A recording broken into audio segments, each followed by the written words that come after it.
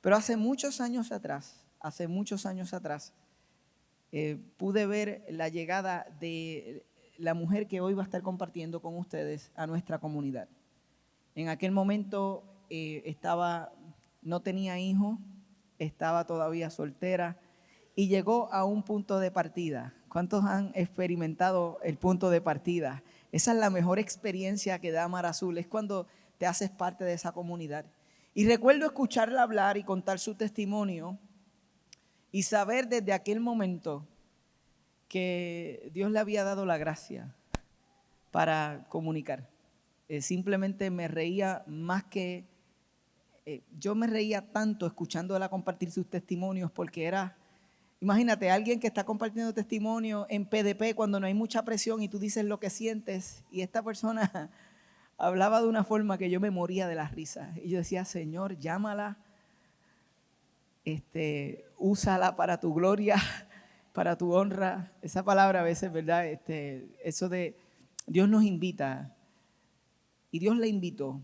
Y nosotros hemos visto esta mujer ser una discípulo de Cristo. Y hemos visto cómo ese discipulado ha crecido y cómo ha añadido valor a esta comunidad a través de los años. Es parte integral del ministerio a la mujer aquí en Mar Azul, llamado Puentes.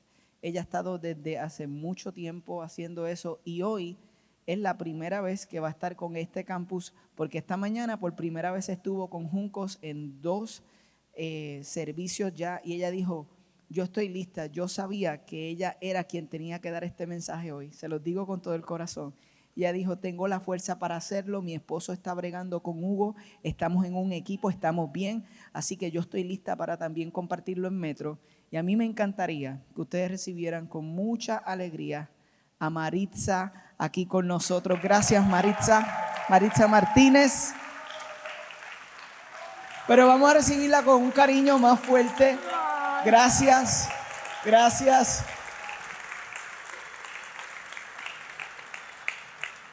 Gracias, Maritza. Ay, gracias, de verdad. Que fue hermoso en Juncos esta mañana, pero tiene un toquecito especial cuando es en la comunidad en la que uno ha estado por 8 años. Así que qué lindo, de verdad. Gracias. Pues como Pastor John hablaba al principio, estábamos en la serie de cimientos. Y esta es una serie donde cada año en Mar Azul compartimos lo que son los cimientos. Queremos reforzar los cimientos y las bases de nuestra fe. Y yo pensé que por ser mi primera vez, me iba a dar un cimiento un poquito más light, ¿verdad? Eso fue una consideración que iban a tener conmigo, pero no fue así. A mí me tocó hablar de sexualidad. Pero luego entendí, y es lo que entiendo, y se sigue confirmando en el día de hoy, que eso fue un llamado específico que Dios me hizo a mí. Y es que lo que Pastor John no sabía es que semanas antes de haberme hecho la invitación a predicar, yo venía teniendo una lucha, ya lleva bastante tiempo, que primero comenzó como una irritabilidad que no me podía sacar de encima, y también una frialdad y una distancia en mi matrimonio. Y yo no sabía a qué se debía. Pensé, pues debe ser pues falta de descanso, porque tenemos un bebé de 1 año y medio, así que tenía todo el sentido del mundo, pero aún durmiendo no se me quitaba. Así que empezó esto a pesarme cada vez más y a dolerme más, también porque sabía que estaba hiriendo a mi esposo y no podía arreglarlo. No importa lo que yo hacía, no podía arreglarlo. Así que yo empecé a tener unas conversaciones con Dios, como que, Señor, ¿qué me pasa? ¿Y qué me pasa? Porque yo no puedo hacer nada. Y en esas conversaciones honestas, Él me fue revelando que habían aspectos de mi vida, de mi pasado, particularmente en el área de la sexualidad, que no habían sido sanadas. Asuntos de relaciones pasadas. Yo sabía cuál era mi historia de vida, o sea, yo estuve ahí. No es que yo tenía amnesia y no sabía de dónde yo venía, ¿verdad? Sabía mis experiencias, pero yo creo que las veía más como eso. Yo creo que cuando mi esposo y yo comenzamos era algo así como cuando uno dice, pues mira, esto es lo que traigo yo, estas son mis experiencias, esta es mi historia, como ponerlo sobre una mesa, mira, estas son las manzanas que yo traje, y él pues dijo, pues mira, estas son las manzanas que yo traigo, y hasta ese momento yo creo que yo lo había dejado hasta ahí. Cuando comienzan esas conversaciones con Dios, yo empiezo a darle una segunda mirada a esas manzanas, a ese fruto que yo traía, y comencé a darme cuenta que estaban dañadas, que estaban podridas.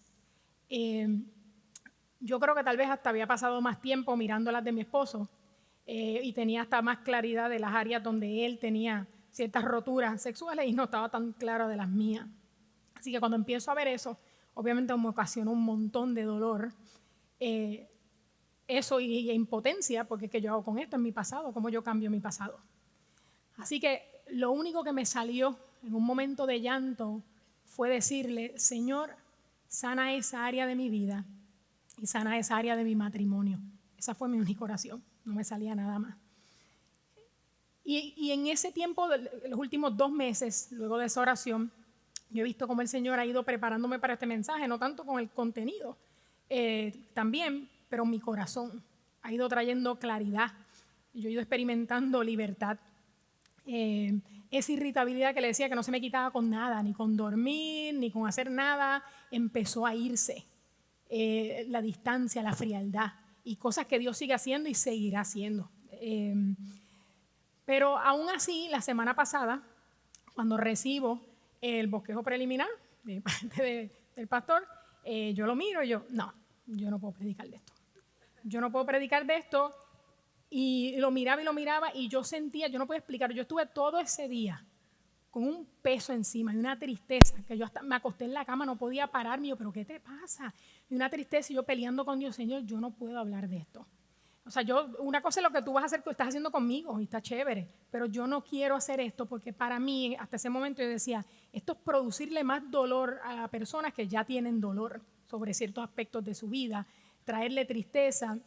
Y también venían caras a mi mente, caras de personas específicas de esta comunidad, gente que yo amo, que yo conozco su dolor en esta área. Y venían todas esas caras y yo decía, no, Señor, ¿por qué tú no me das mejor un mensaje que les diga Jesús te ama? O sea, ¿por qué esto? ¿Verdad?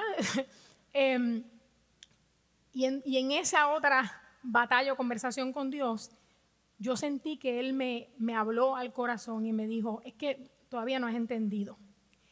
El recordarles que yo diseñé esa área de su vida, que yo diseñé su sexualidad, que la diseñé bien, que lo llamé bueno, que si dejó de ser bueno en su vida para convertirse en algo doloroso, que yo lo quiero restaurar. Eso es decir, te amo. Eso es decirle a ellos que yo los amo. Así que yo fui obediente y dije, ok, y aquí estoy hoy.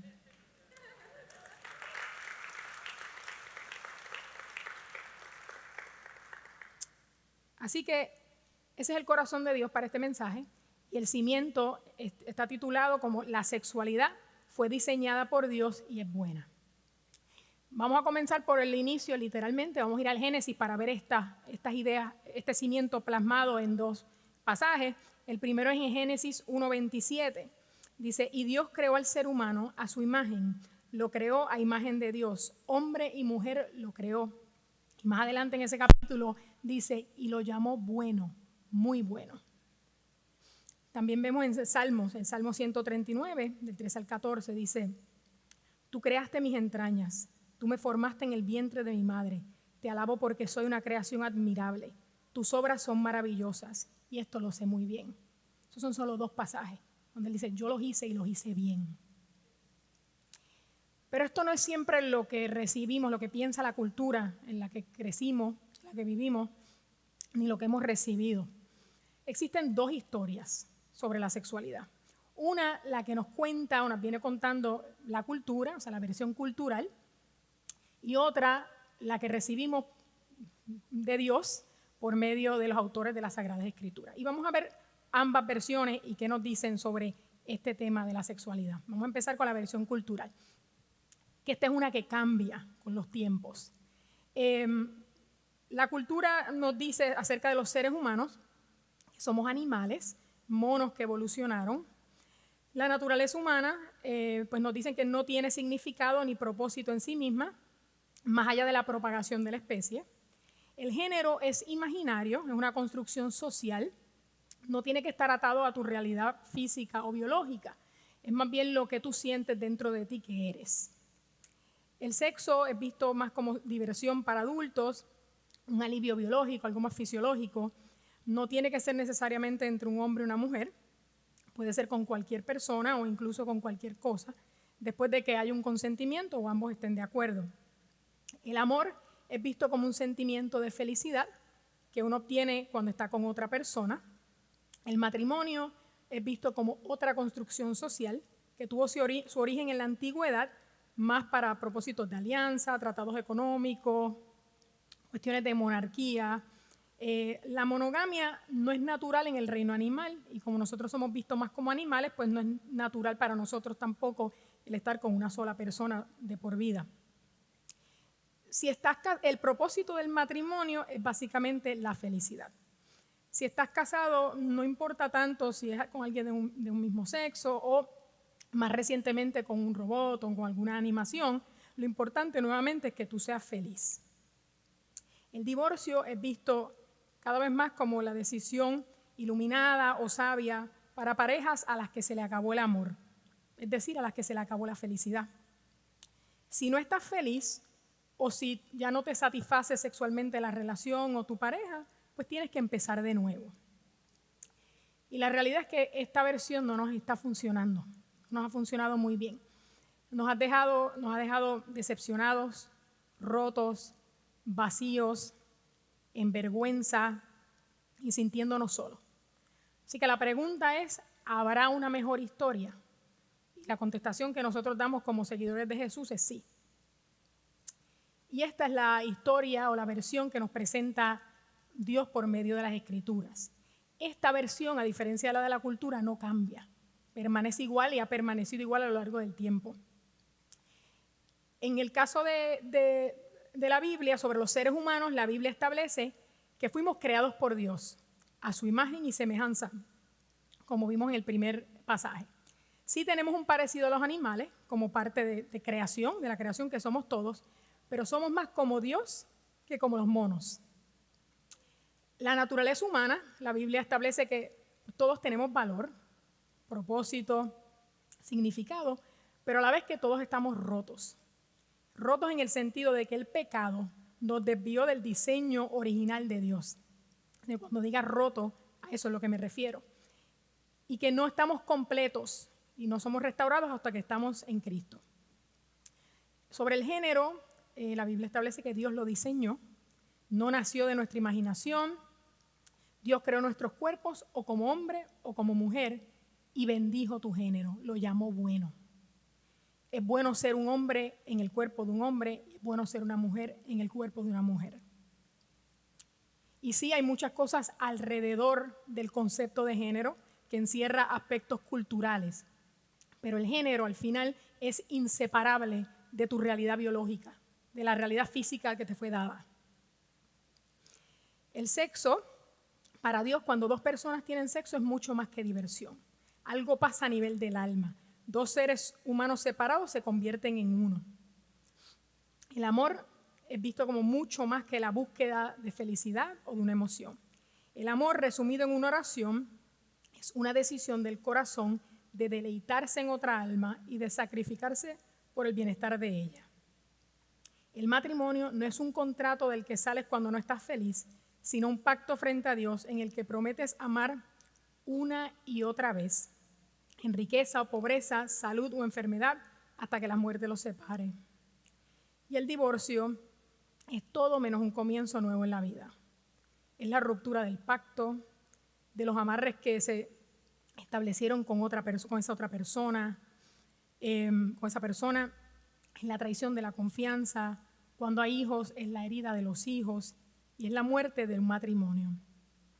La Biblia habla sobre razones válidas para el divorcio, pero aún en esas situaciones sigue siendo la muerte del matrimonio. No es algo que le podemos dar undo como en la computadora y empezar desde cero. Como pueden ver, estas dos versiones son diametralmente opuestas. Uno de los mitos más grandes que hemos escuchado en nuestra cultura sobre el acto sexual es que es solo algo físico. Lo podemos ver en ejemplos como mientras nadie quede embarazada, mientras nadie se infecte con una enfermedad de transmisión sexual, mientras nadie se haga daño. Disfrútalo mientras dure y cuando se acabe, pues se acabó y no pasa nada. Pero la realidad es que el acto sexual es mucho más que algo físico. Si solo fuera algo físico, entonces ¿por qué cuando un niño o una persona es abusada sexualmente, las implicaciones negativas duran por el resto de su vida? Si fuera solo físico, pues uno pudiese pensar que con limpiarse o bañarse o esperar que esa laceración o esa herida física sane, pues que ahí queda en el olvido, porque es solo algo físico. Pero la realidad es que no, que la herida es mucho más profunda y las consecuencias son de por vida. Y yo sé que esto es un dolor que muchos entienden, esto que estoy hablando de la profundidad del dolor y de las implicaciones que tiene de por vida. Estadísticas recientes hablan que 1 de cada 3 mujeres y 1 de cada 5 hombres han sufrido abuso sexual. Así que cuando estamos en un lugar así, que uno dice, no sé, 300 personas, uno saca el cálculo y sabe cuánta gente entiende exactamente esto, lo profundo de la herida y lo largo de las consecuencias. Y uno pudiese pensar, no, pero eso es porque una situación de abuso, es un caso extremo. Por eso esas implicaciones, porque ahí hubo esas implicaciones de dolor, porque no hubo consentimiento. Pero vamos a ver cómo las Escrituras nos advierten de esas mismas consecuencias en todo acto sexual que esté fuera del diseño de Dios. Vamos a 1 Corintios 6:18. Este es Pablo escribiéndole a los corintios, a la iglesia de Corinto, que son una iglesia de seguidores de Jesús, pero que estaban incurriendo en un sinnúmero de pecados, incluyendo pecados sexuales. Así que Pablo les escribe: huyan de la inmoralidad sexual. Todos los demás pecados que una persona comete quedan fuera de su cuerpo, pero el que comete inmoralidades sexuales peca contra su propio cuerpo. La Escritura define la inmoralidad sexual como cualquier acto sexual fuera del diseño original de Dios para el matrimonio. Y es interesante porque Él nos dice que debemos huir, o sea, corre, evítalo a toda costa. Y dice que es porque es como ningún otro pecado. Y es como ningún otro pecado no porque Dios lo odie más, no porque Dios no perdone ese pecado, no porque sea un pecado que te va a llevar directito al infierno, sino por la profundidad, por lo profundo de la herida y la duradera que son las consecuencias. Por eso es que Pablo dice, huyan. Y nos explica luego por qué las implicaciones son tan serias. En 1 Corintios 6:16 dice, ¿no saben que el que se une a una prostituta se hace un solo cuerpo con ella? Pues la Escritura dice, los dos llegarán a ser uno solo. Aquí él está hablando sobre otra cosa que está pasando específicamente en esa iglesia, es que algunos hombres están teniendo relaciones sexuales con las prostitutas que están frente al templo y lo ven meramente como algo físico, porque es un intercambio, yo le estoy pagando, me está dando un servicio y es más bien un alivio físico o biológico. Por eso Pablo habla de eso. Y cuando la Escritura dice, los dos llegarán a ser solo uno, está haciendo referencia a Génesis 2:24, donde dice, por eso dejará el hombre a su padre y a su madre, se unirá a su mujer y los dos llegarán a ser uno solo. Aquí lo que está hablando es que literalmente dos personas, dos seres humanos se fusionan en uno. Mucho más allá de un asunto de piel, hueso y sangre, o sea, todo, dos personas completas se fusionan y pasan a ser uno.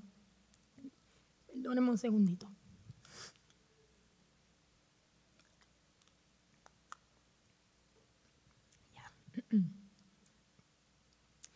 Es que Pablo nos explica que nosotros fuimos diseñados por Dios para unirnos sexualmente a una persona por el resto de nuestra vida.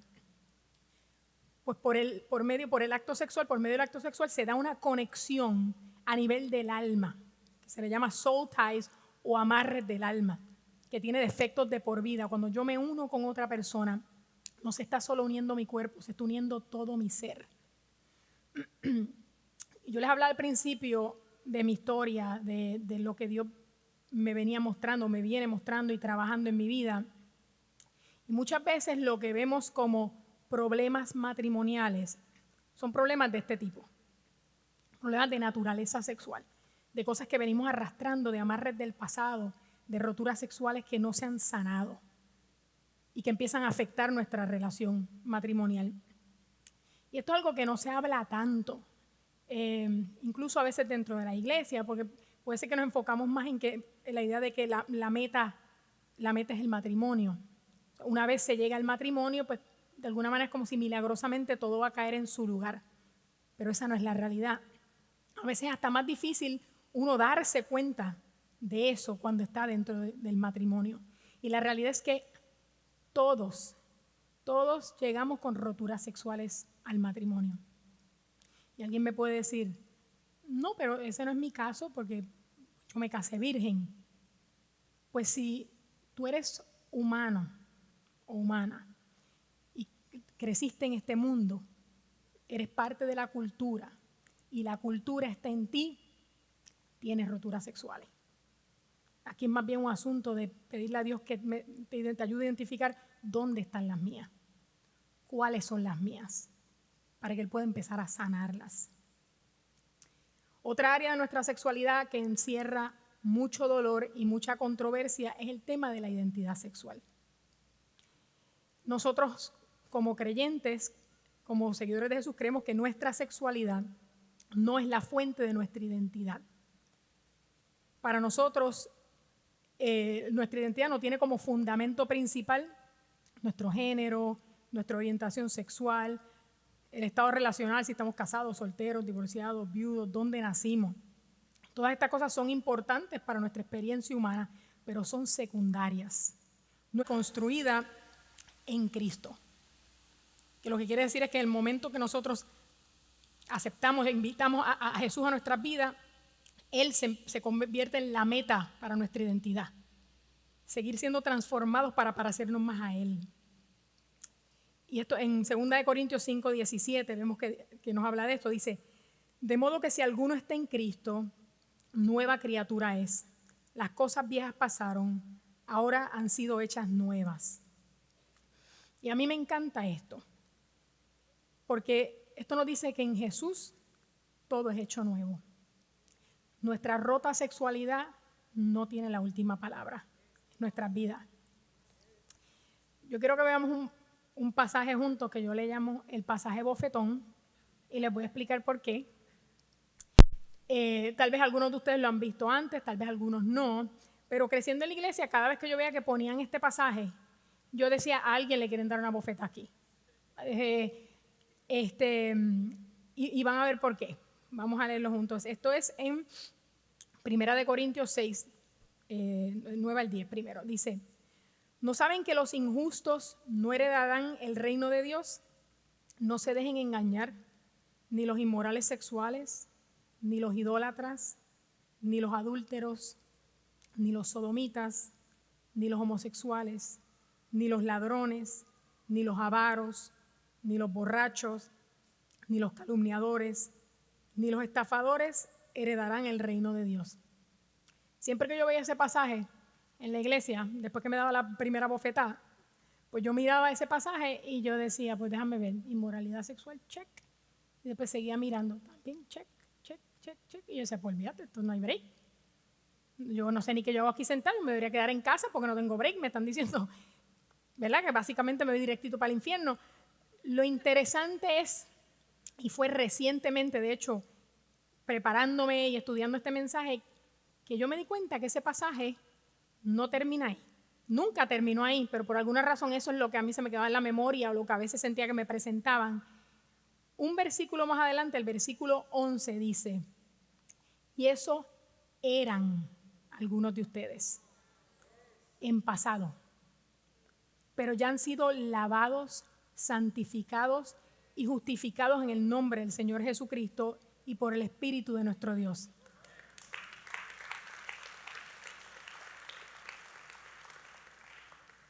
No hay pecado sexual, no hay rotura sexual en nuestra vida que tenga la última palabra. El deseo de Dios es restaurarlo todo, incluyendo nuestra rota sexualidad. Yo empecé el mensaje diciendo que en mi conversación con Dios, Él me dejaba saber que esto era un te amo. de parte de Él. Así que yo quiero compartirles cómo se ve el te amo de Dios con respecto a nuestra sexualidad rota. Pues se ve como Dios diciéndote: yo quiero y puedo sanar el dolor, el trauma, el daño que te causaron y restaurarte. Yo puedo hacerte nuevo en mí. Yo quiero recordarte, hombre y mujer, que yo te hice bien. Yo te llamé bueno, muy bueno. Y quiero construir tu identidad en mí. Yo quiero que entiendas que tus mayores anhelos no se cumplen en otra relación más. Que solo en mí puedes sentirte completo, completa, visto, vista, amado, amada. Que solo yo puedo sanar tu relación matrimonial rota. El deseo de Dios es que lo conozcamos. No solo como el Dios que salva, sino como el Dios que sana y restaura. El que todo lo hace nuevo. Y yo quiero hacerle la invitación a todos hoy de que de la misma manera que yo entendí, que yo conocía mi historia no me era nueva, pero sí me di cuenta que no la había entregado. Mis roturas sexuales no se las había entregado, no se las había presentado a Dios para decir, sánalas. Y el corazón de Dios es que todos podamos hacer eso.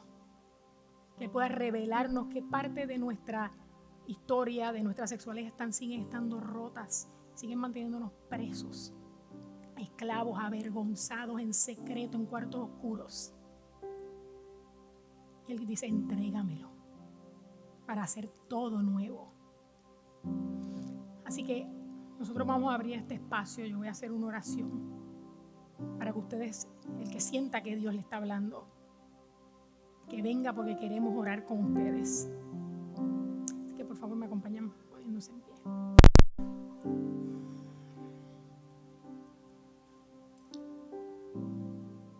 Padre, tú eres bueno. Siempre has sido bueno y sigues siendo bueno. Eres tan bueno que no quieres dejar nada fuera, ninguna parte de nuestra vida.